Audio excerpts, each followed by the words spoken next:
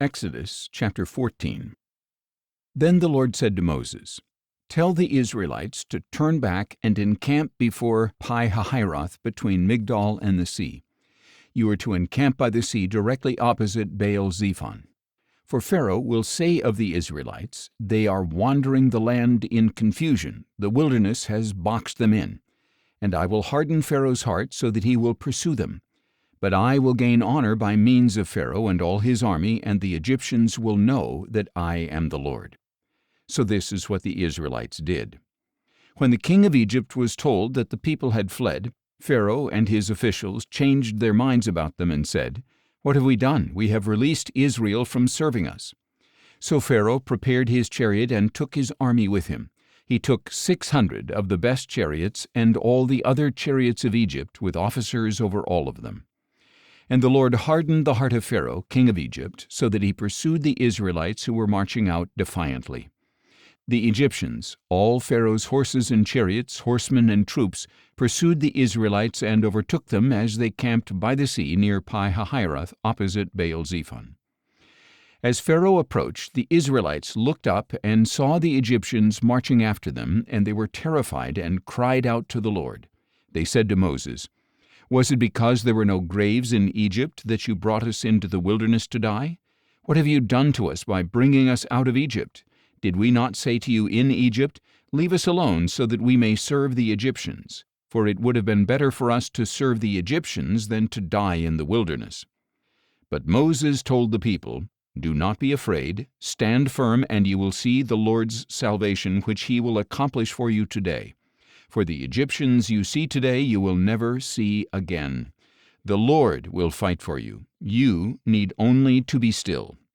Then the Lord said to Moses, "Why are you crying out to me? Tell the Israelites to go forward.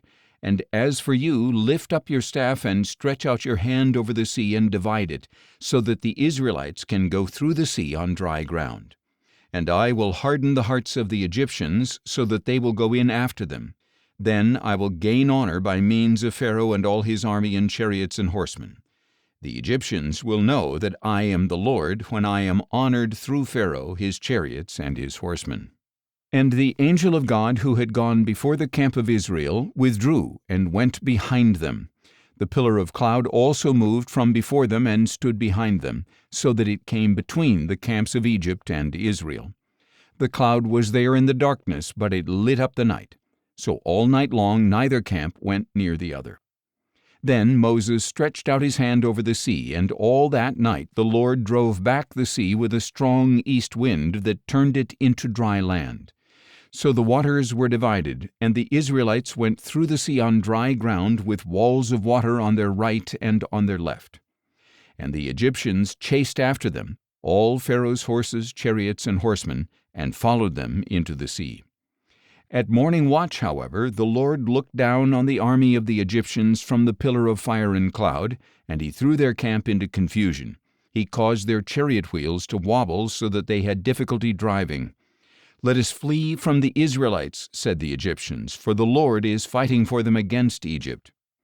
Then the Lord said to Moses, "Stretch out your hand over the sea so that the waters may flow back over the Egyptians and their chariots and horsemen." So Moses stretched out his hand over the sea, and at daybreak the sea returned to its normal state. As the Egyptians were retreating, the Lord swept them into the sea. The waters flowed back and covered the chariots and horsemen, the entire army of Pharaoh that had chased the Israelites into the sea. Not one of them survived.